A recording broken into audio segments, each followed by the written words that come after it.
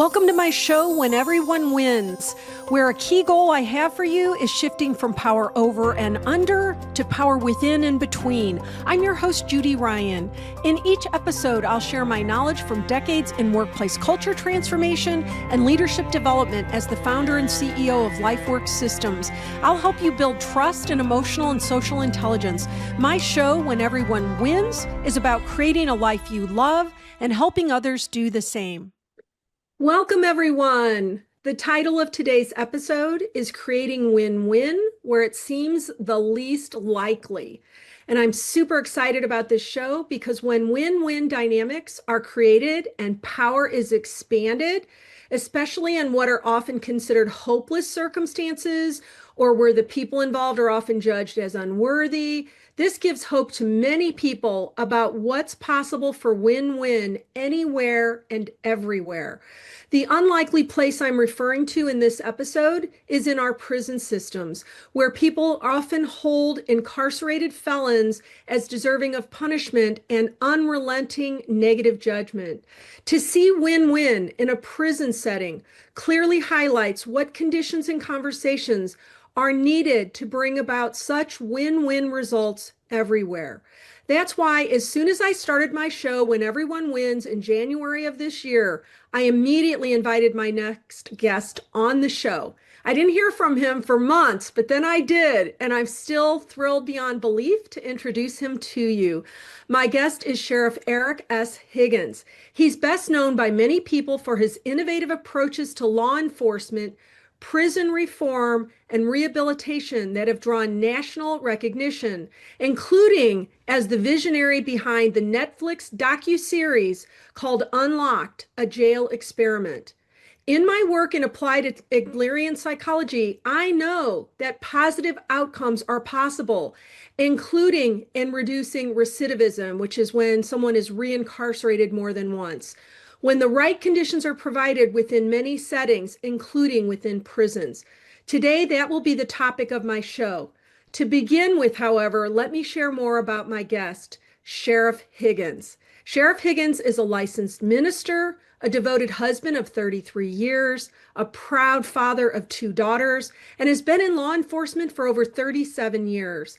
He started out in the Little Rock Police Department in 1984, and he rose through the ranks to become Assistant Chief of Police. In 2019, he made history as the first African-American sheriff of Pulaski County in 200 years, bringing forward his visionary leadership and a commitment to public safety and reform. Sheriff Higgins is a graduate of Liberty University with a bachelor's degree in government and business and a master's in executive leadership and counseling. He's also completed executive training programs with the Center for American and International Law and the Senior Management Institute for Police. In addition to his involvement in the Netflix documentary Unlocked, a Prison Experiment, Sheriff Higgins has led many other transformative initiatives, including the CSI Reentry Program, the Junior Deputy Mentoring Program, and community-centered projects like Supper with the Sheriff's Office, all to foster trust and dialogue. His leadership has set a precedent in Arkansas with policies like body-worn cameras in detention facilities, the implementation of the duty to intervene, and no chokehold policies. In 2024, he was awarded an honorary doctorate from Arkansas Baptist College and was honored by Mosaic Templars Cultural Center as one of the Trailblazer 15 and by Dream.org at the We the Dream inaugural gala. Wow. Sheriff Higgins has been celebrated for his commitment to criminal justice reform and community engagement. His dedication to advancing public safety, reforming our criminal justice system, and fostering strong community relationships have set a lasting legacy of positive change and impactful leadership. And Sheriff Higgins, I am so grateful to you for everything you've been doing and the faith that you've shown in people no matter what they've done, and for inspiring all of us to see that encouraging and providing the right conditions makes it possible for everyone to become caring and collaborative. Thank you for saying yes to this show and welcome to it. Well, thank you. I'm glad to be here. Yes, I'm so thrilled. I have some questions. We may vary from them a little, but feel free to go off of anything that I ask you. But I have some thoughts here, and I just want to start by saying, for most people, the prison system has always been a place to house criminals and to mete out punishment. Mhm. But you realize that focusing on punishment can be counterproductive to rehabilitating people and is kind of a bandage solution that kind of masks those underlying reasons that people are incarcerated in the first place. So you committed to restore and bring the condition of health and useful and constructive activity to the inmates, starting in one of the units in your jail. Can you tell our listeners about the experiment and what it is in your own background that help you shift from a power over punishing mindset to one in which you prioritized encouraging the men in your unit to create a caring community? Okay, thank you. I think I have to go back to even getting into law enforcement. I got in law enforcement really looking for a job. But through that experience, I realized that the positive impact you can have on people when you treated people with respect, when you treated people how you wanted to be treated, that can have a lasting impact. Uh, Fast forward 30 years when I retired from the Little Rock Police Department, I ended up volunteering with a reentry program, helping people who were incarcerated to come out and be successful. And so I volunteered for 4 years doing that. And I learned quite a bit from the students in what they needed, and realizing how much they can help each other. And through that, when I decided to run for sheriff, I wanted to take the things I've learned, one as a law enforcement officer, how you police a community, how you embrace the community. I brought what we call the CSI approach to the sheriff's office, and that's community focused, safety driven, integrity based. Community focused, we're part of the community, we're empowered by the community, so we have to focus on the community. Um, yeah, uh, Safety driven, not arrest driven. If your focus as a law enforcement officer is just to make an arrest, that's what you're going to do. But if we're looking at what are the issues in our community that create an unsafe environment, that changes our approach. We may make arrests, we may write tickets, but the goal is to create, excuse me, create a safe environment. And then integrity based, doing what's right. So when you take that approach and you look at a jail setting, how can we take these individuals in our facility? Because look, when we're trying to address crime, I think so often in law enforcement, the criminal justice system, we're fighting the crime. Crime is committed by an individual. And if we're going to address crime, we have to address the individual. What caused that person to be in the criminal justice system? What caused them to commit the crime? Is it, are they dealing with drug addiction issues? Are they dealing with a lack of hope? The circumstances that they grew up in. Are there mental health issues that are going on? What's going on in the community? So you have to drill down to the individual. And I think that's how you solve crimes. If I can address the underlying issue, if I can help that individual address the underlying issues, if they're dealing with addiction, if we can give them the resources they need, then they're not going to commit the crime. Because if they're breaking into a house or a car to get resources, get money to support a drug habit, we deal with the drug habit, we deal with that addiction, and then we can have an impact on reducing crime in the community because they're not going to commit the crime. And so in a jail setting, you have people who are forced to live together. And that's their community, the pod they're in, the cell they're in, that's their community that they're having to live in. And so often coming to jail, a person is looking at, I need to be safe, I need to protect myself from other people. It's me against everyone else. And what we wanted to do was create a community. We wanted to empower those individuals to understand that this is your community. This is your home for now. How can we engage you to create a safer community for the rest of the people in the unit? And that was the goal behind what we were doing. And if we're going to do this in a jail setting, what we wanted to make sure is that we had a unit that represented the entire our facility. We're on 1,210 bed facility. We have people charged with murder, robbery, aggravated assault, different drug charges. We have different races, different gang affiliations in the facility.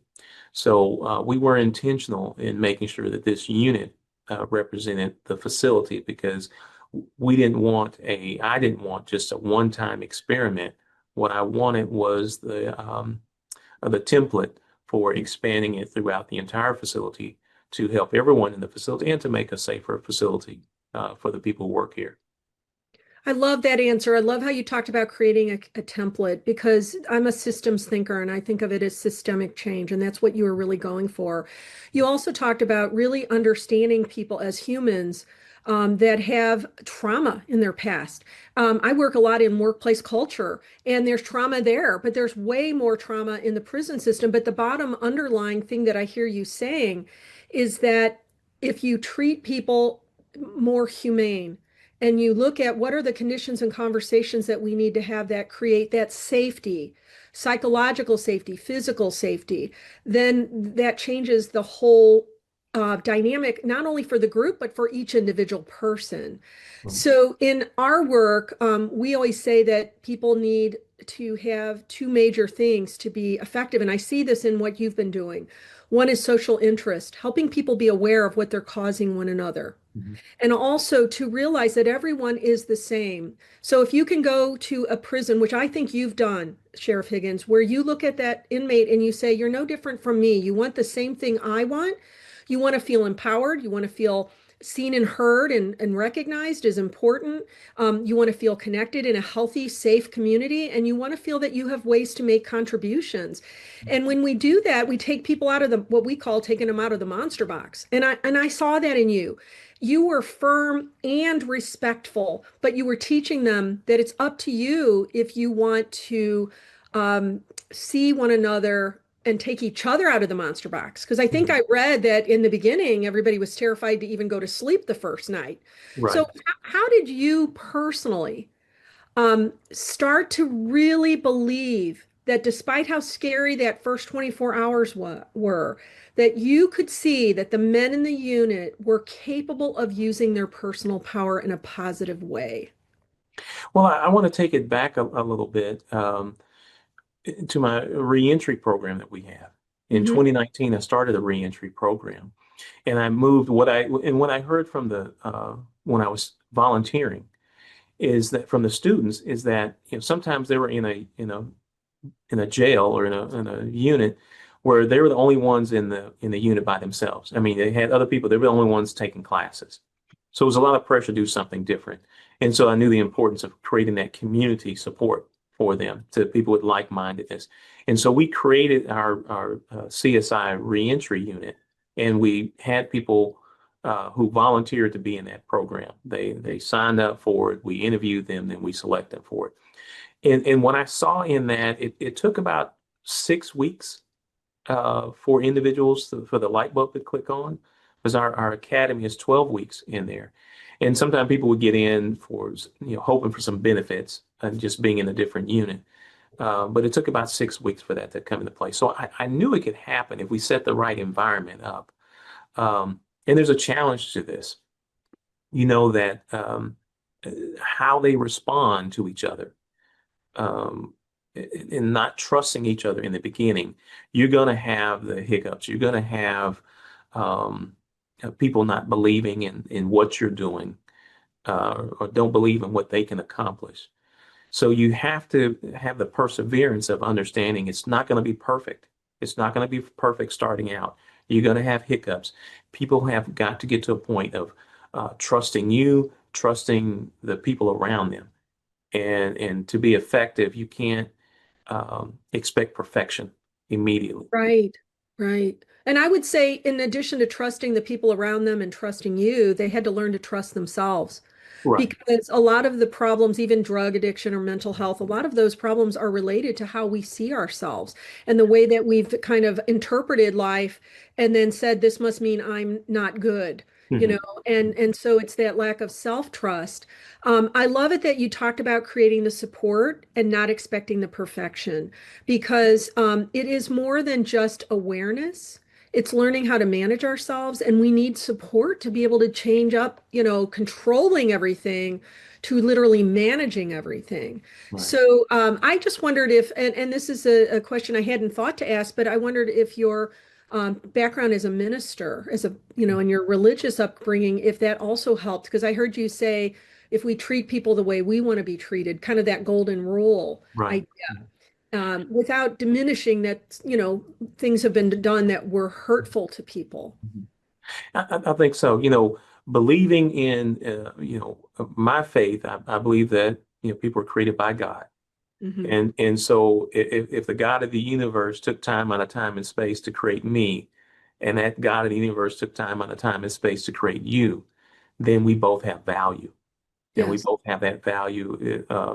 And so I'm looking at you from God's perspective, not other people's perspective, but from God's perspective that you have value and I have value. And so if we value each other and I value these people who are in our facility, just like I have to value the people that we are working with who work for me, we're all the same. Yes. And I think that is a starting point different circumstances impact us in where we are. But I think understanding the value of each other helps us to move forward together. I completely agree with that. I think when we see each other as valuable, we would never do win-lose. Mhm. Even under the conditions where you have to put somebody in an incarceration to protect the society until they get that reform that they Right. need. I wanted to talk a little bit about authority. I noticed one of the first episodes, the older inmates set themselves up as the elders. Mhm. And they Absolutely. tried to use the conventional autocratic management approach with the younger inmates, which did not go over well. Right. And Right. I remember when I saw that, and if you knew my work, you would say, "Oh, I get what she's saying." When I first saw it, I was like, "Oh my God, they need life work systems." Because what we do is we help people recognize various forms of control. One of them is trying to manage other people, one of them is trying to use incentives and rewards, one is using a lot of criticism and judgment, or praise, which can make people addicted to your opinion of them, and also just pampering and spoiling them. You did none of those. You did none of those. You really did what we call helped people to move into a responsibility-based way of operating where they were mentoring one another and they were learning how to collaborate. How did you feel when you saw those older inmates, even though they were as well-intentioned as people in society, but they showed up trying to dominate? Like Right. how did you feel? Were you scared? Were you like, oh yeah, that's going to happen? You know, No, I knew they would get pushback from the younger detainees, but I was glad to see them wanting to uh, take an approach, take it serious, to try to they're moving forward in trying to make a better community, to do the things I'm asking them to do. Um, it wasn't the right approach in getting the buy-in from the others, but they were taking a step in the direction we wanted to go. So I yeah. saw that as a positive. I knew there would be some resistance from the younger folks, but it was a step forward instead of them being complacent and not doing anything or just trying to create a more negative, hostile environment. Yes, it was. It was well intended. They really did want to jump in and try to help this work. I thought it was also, even though this might not seem apparent at first, I thought it was also kind of healthy that the younger ones did not want that and that they let it be known because they wanted equality Mhm. and they didn't like that feeling of superior, inferior. Mhm. What's interesting about it though is when I was doing research about you and this, for this episode, I noticed that sometimes people were angry with your vision for this because they were so committed to punishment, Right. not rehabilitation. And I really get that because I even in simple things, Dr. Sheriff Higgins, I remember telling audiences that my kids all knew how to run a family meeting by the time they were 5. And I would get criticism for that. What do you mean? You need to show them who's boss and who's who, and kids need to be told what to do. So how did you feel? How much resistance did you get from people before you did this experiment, during the experiment, and after the experiment? And how did you overcome that? And what are your thoughts about that? So, when I did the reentry program initially, I've got a lot of resistance from within the facility. within the deputies and the command staff here, not understanding what we were doing. But over time, they bought into it. They saw the difference. They saw a safer facility. They saw a change in the recidivism rate for our people in the program. So convincing internally, it happened. We filmed this a year before it was released. And so there was some resistance internally when we started this because the idea is what we're doing, creating community, you want to do it throughout the entire facility. You want Right. to transform the entire facility. I was disappointed in the responses from local. I got a lot of positive responses locally and nationally.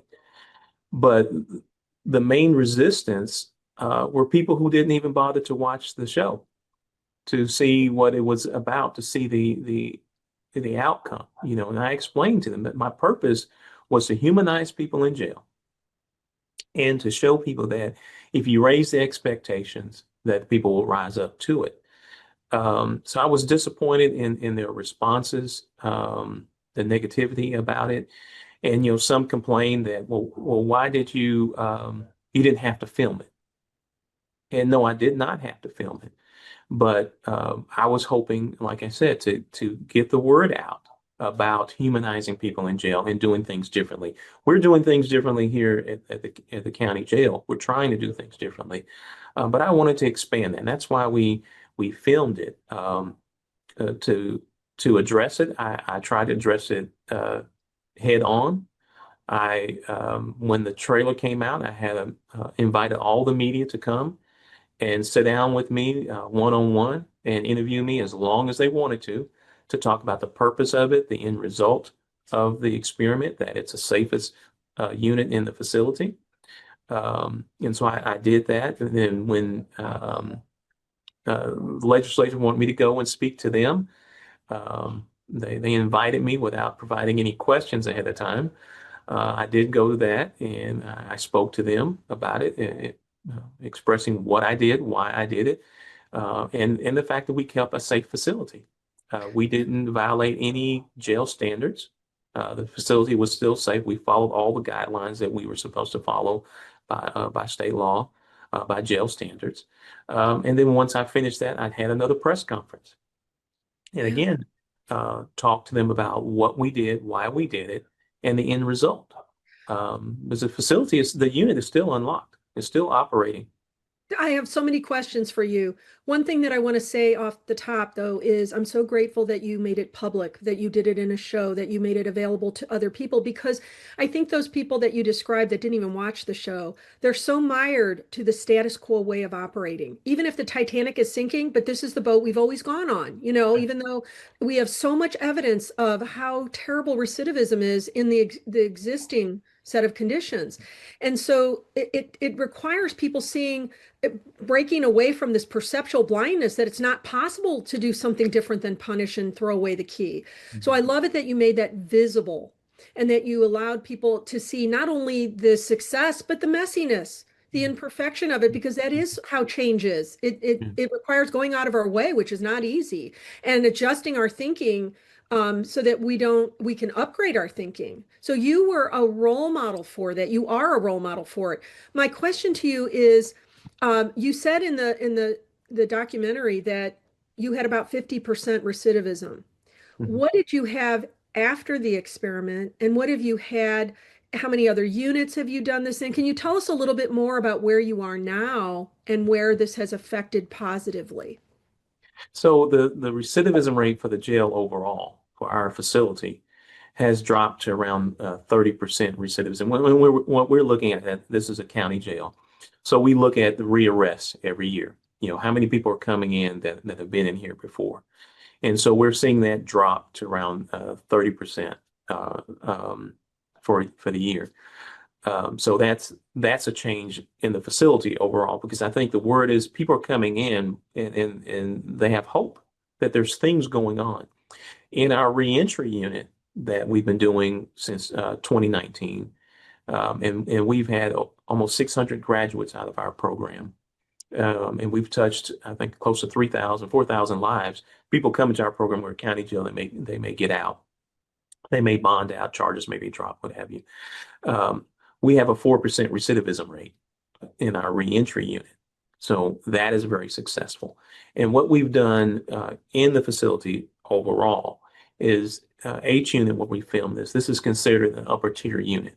So what we've done is look at upper tier units based on behavior going on in the unit. There's more benefits in the facility from different mattresses to, headphones, things like that. That we trust you giving you more equipment, more autonomy. And so we have about 4 upper tier units. Um, we have a unit that we're trying to do now. Don't have as many women in our facility. We have about a 30% of our occupants in our facility are women, and so we have fewer units. But we're in the right now. We're working with one of our units there, similar to what we did in H unit, and bringing in more benefits, and they're doing pretty good in there. So we've been going in, talking to them, creating that community.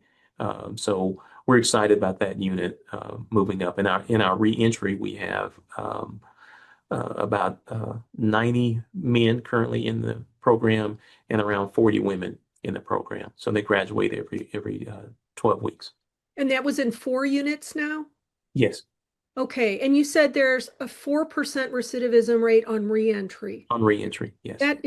That is exactly what we have found when this same type of approach was used in prisons in Florida. It wasn't as well documented as yours, but I love the validation that when you provide freedom with responsibility, Mhm. and you up it as each level of freedom with responsibility, because I know you know this because you're living it, but if you have too much freedom, you have anarchy. Right. Right. Too much responsibility and you have tyranny, which is when they're locked up for 23 hours a day. Right. So it's how to manage that gradual bringing up of responsibility and freedom simultaneously while remaining firm. Like I loved how at the end of the show they had not 100% put their stake in the ground, and you knew it. Mhm. And you weren't going to be pampering them and spoiling them and making it easy on them. You were going to let them know this is no small deal, that you have not taken ownership for this. So what I saw in you is your willingness to transfer responsibility until they picked it up. Mhm.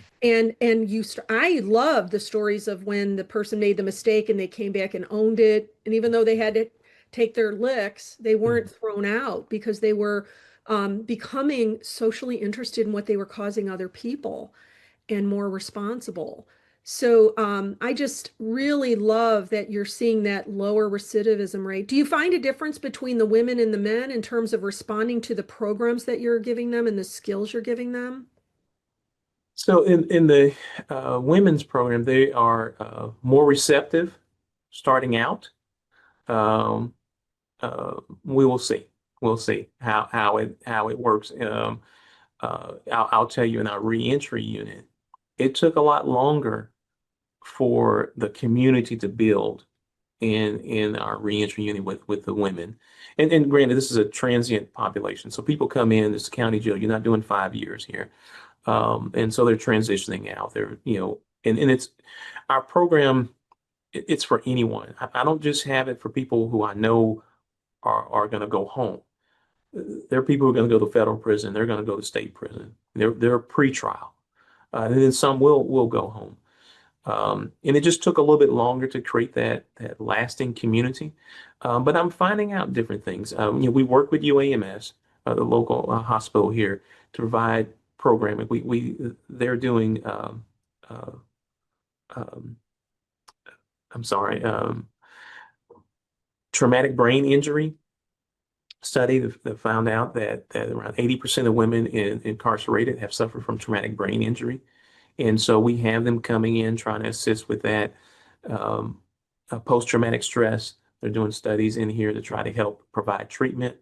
While they're doing the research, they're providing treatment for the individuals in the facility. So we're trying to bring in more treatment programs to them. And since we've been doing that, we've seen a difference in the ladies in our unit. They're Yeah. doing a lot better. And I want people to know that the entire facility, we're not on lockdown anymore. We're not doing 23-1, but we're not fully open. We're not um, the upper tier units have more privileges than the rest of the facility.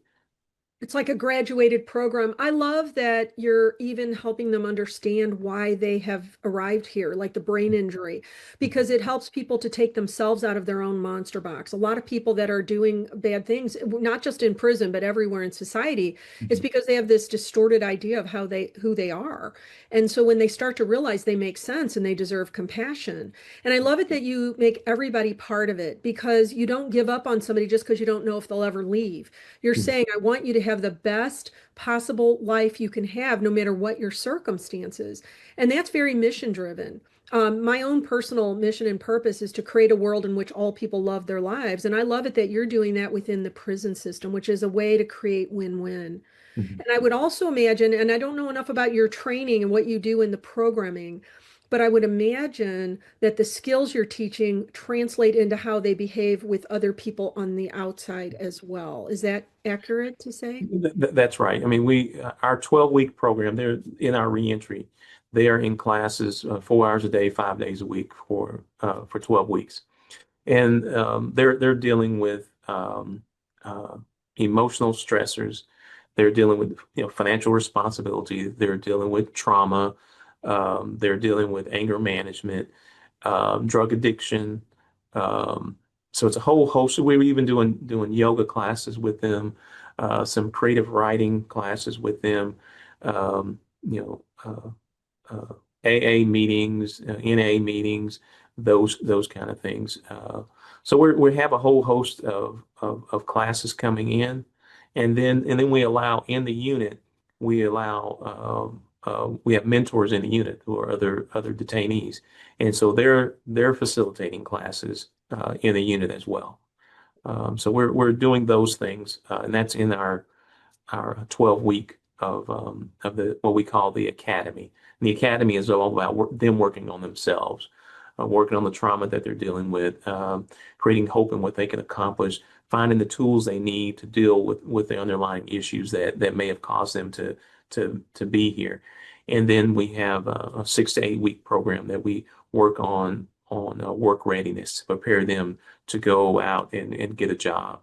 And so we're trying to prepare them to be successful on the way out when they leave our facility. What I love about it is it's a very holistic model.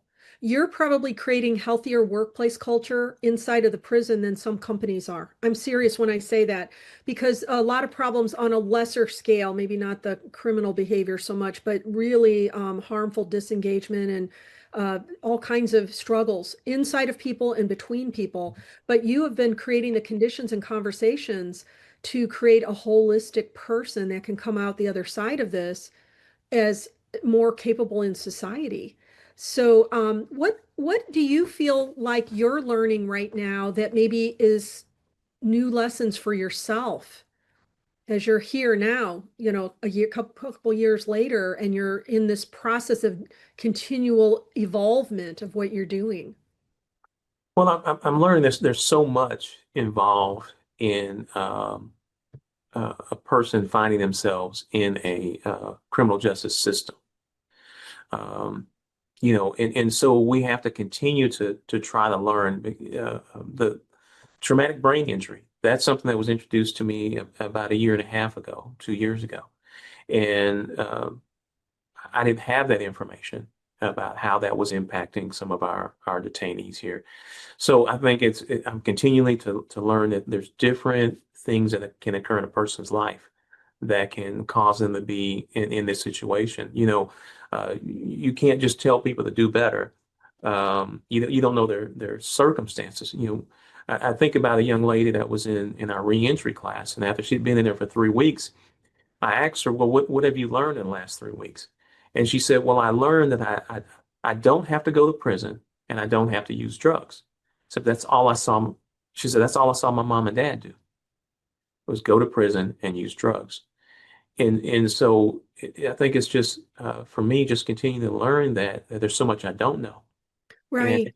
and it's important to try to bring the experts around you, the people who do know. and create those partnerships to bring the resources to help the individuals. And I'll tell you this, that the things that we're learning also, what you see in the community for these detainees and how they come together and learn to work together, it's the same things we're trying to implement with our staff because the staff are what you want them to do is create the same community here. One of the challenges in law enforcement and in the corrections system is that we're short-staffed. A lot of people don't want to work if they want to work in law enforcement, there's few people in law enforcement, and there's even fewer who want to work in a jail setting. And so we're finding that some of the same things that we implemented with the detainees, we're going to have to gradually try to implement that with our staff to help them to come together and create that holistic community and concern for one another, not just coming to work and leaving. And so it's a challenge to do that. And so it's interesting. We talk with the administrative staff. We talk about how what we can learn. It's amazing that we did this experiment and what we learned from the experiment, but how we can take how the detainees responded and use that as a motivational for our staff to help them understand they can also um, change. They can also take on new concepts, new ways of looking, like you mentioned, a win-win approach to the work environment. So we're trying to move forward with that. So it's a continually trying to learn more. I love that because in our work, and this might be something we can talk about sometime offline, is when we work in corporations and even in school reform, we mix the levels. So imagine if your employees were taking training beside the inmates, beside some people from the community, and Mhm. everybody was learning a common language, a common set of tools, and a common set of support systems, as if you're all in it together. And that is difficult because people like to hold themselves separate. Well, I'm not a criminal. I shouldn't be mixing with the criminals. Well, yeah, you should. Just like I had my kids learning how to run a family meeting when I was the adult, my husband was the adult, and we all took turns in exercising authority and critical thinking. And it was good for all of us because I'm a dominant leader mom, and I had to learn how to be a good follower to a 5-year-old some of the time, just like the inmates had to between the elders and the younger. Mhm. So there's so much to creating win-win. Mhm. And I love it that you're trying to create it as holistically and involve as many people because good human systems are good for everyone. Right. We always say, stop saying who's to blame and say what system, if it were put in place, would fix this. Mhm. So when you are looking at what's coming forward, what do you anticipate as the next thing for all of this for you? Well, it's the next thing is I believe is taking this into the entire facility to try to. Our goal is each unit is operating the way you saw in each unit that community because in H we only have one person in there today that was in there 2 years ago when the filming took place, but they still have that community and they're wanting more education. They're wanting more treatment programs. So we're bringing in programming into that unit. So we want that for the entire facility. When someone goes to jail, I talk to our staff here and some in the units that we have this program in, that when someone is booked into the county jail, and then they're having an attitude about where they're at and they want to create problems, it's the rest of the detainees there that will say, hey, this is Pulaski County. We don't do that here. Yes. There is a community. So we want to transform the entire facility. And I know by doing that, we're going to transform our community because these individuals are going home. And what they learn by creating a community within a unit, within the pod, realizing what positive impact they can have on their community here. They take that when they leave us, they take that to their home and how they can create a positive environment in their home, in their neighborhood, and in the community as a whole. Yes. So we see it as having a broader impact. We're hoping that other sheriff's departments will buy into this and understand the positive impact you can have. I think that the challenge is like you mentioned, who's in control. And when I talk to the sheriffs, some of them get upset when I talk about how much as a sheriff's department, as a deputy in the unit, they depend on those detainees to create a safe environment. You Yeah. depend on them. And I got some pushback when I say that, but that's the truth. And so we Love can work it. together I as a love it. community, understanding the detainee's role, understanding your role in trying to assist them while they're in this facility. Um, we'll have a more of a positive impact, and we can spread this, I hope, to other departments, Yeah, and other prisons right? in other Other prisons, states. yes. One of the things that I wonder if you've ever thought of, because when we go in and we change a workplace culture and we create all the conditions and the strategies and the tools and all of that, what we do is we try to find the people that want to be the ones to keep it going, to Mhm. be the go-to people for various skills or ideas, not to be over anybody, but just because they're committed and passionate about how this has worked. Have you ever thought about bringing back in, if they're willing, people that were in the system that learned these collaboration skills that could then come and help make it a smoother transition for the new groups? Oh, yes, we have of our reentry staff, full-time staff, both have lived experience in the prison system and in recovery. We have five other staff members that are here. Um, all but one have lived experience. The other one is a teacher. Well, in her experience is her son was involved in addiction, and so she's here working with us. One of the individuals that teaches the classes in H unit and works for us as well and teaches our work readiness program is a graduate from our reentry program that went to prison, came back, and is working for us. I have two of my maintenance staff members are graduates of our program.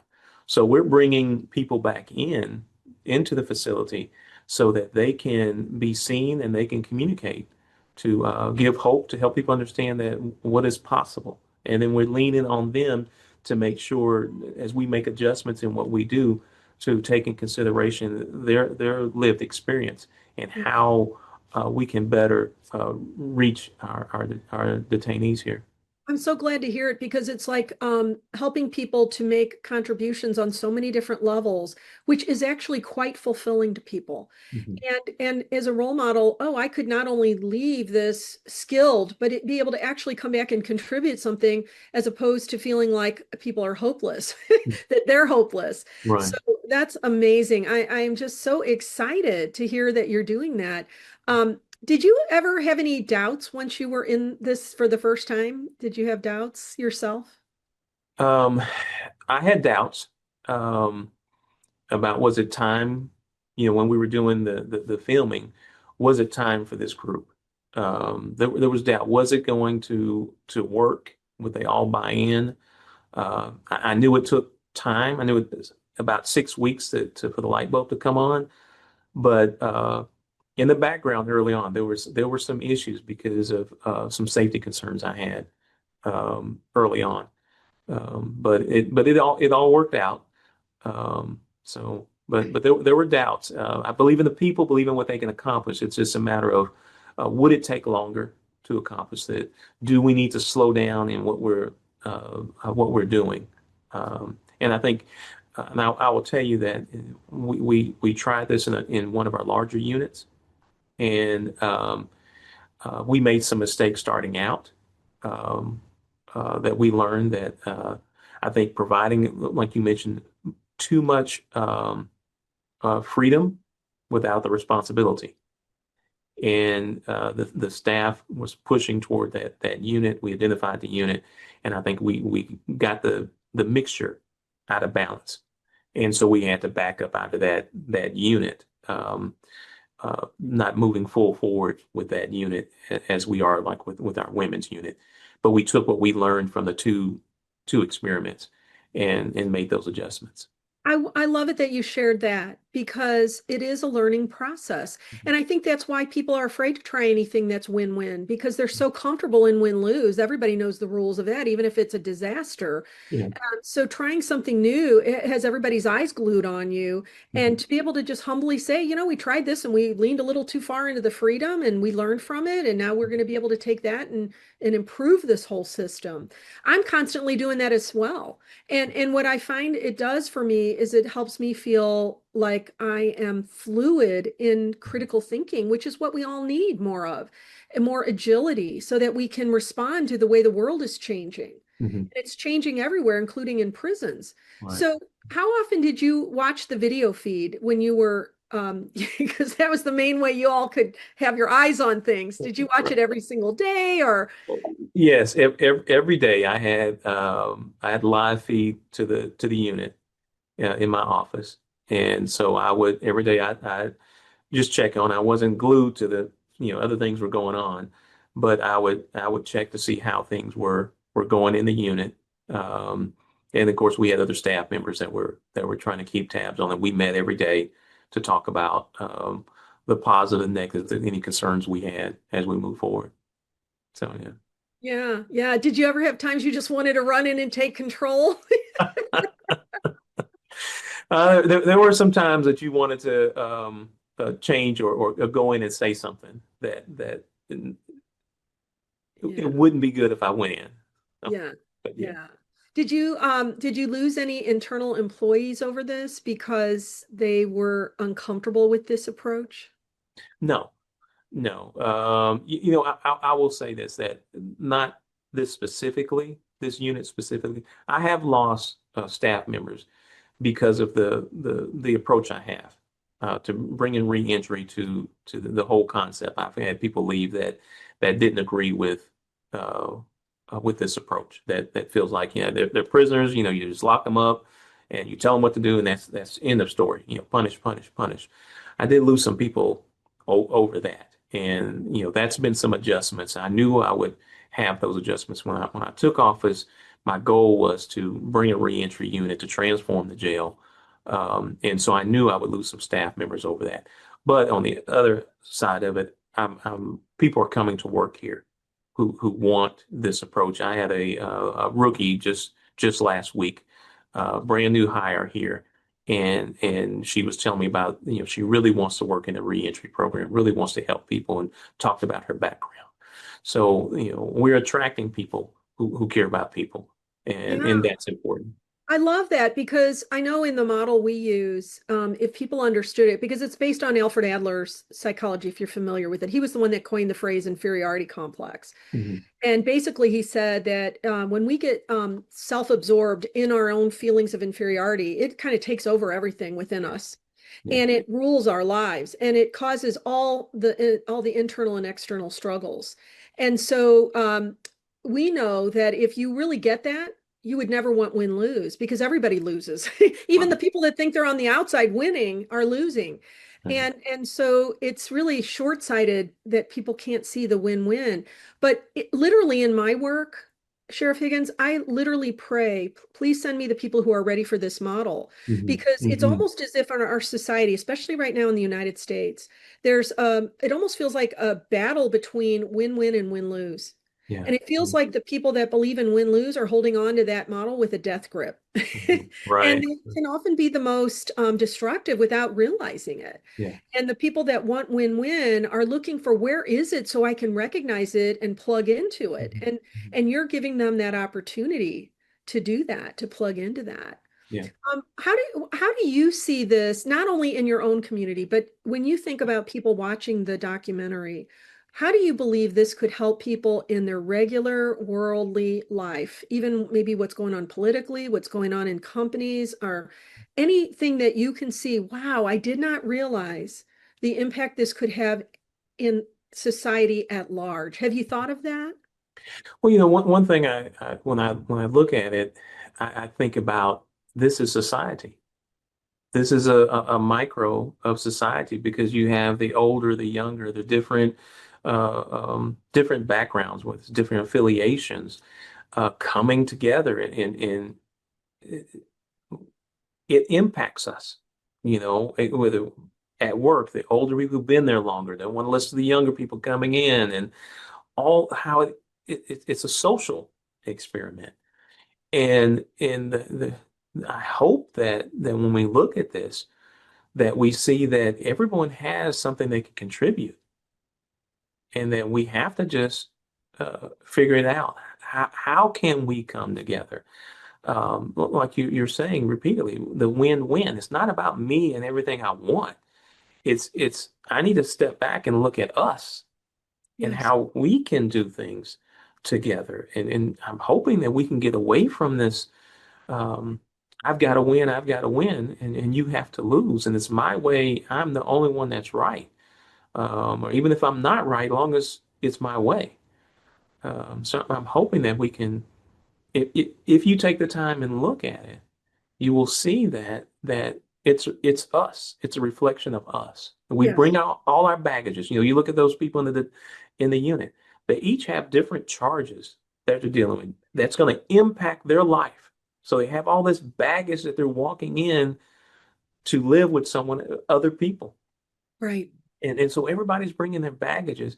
But if we can set that aside for the betterment of the community, you still have to deal with those issues. And they still have to face those issues.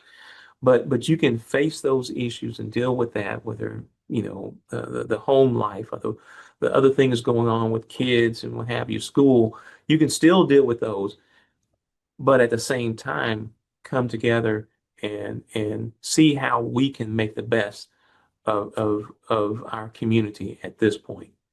Yeah, I really do believe it is just another microcosm. I mean, of course, it's more extreme because you've got real criminal behavior happening. But even in our work, when we teach people that everyone needs to feel empowered, they need to feel what we call lovable, which is seen and heard, not people doing nice things for them, but people respecting them and being curious about them and wanting to know their views on things and not trying to like convert them to anything. And they also want to feel connected in a healthy community, but they also want to feel that they have contributions.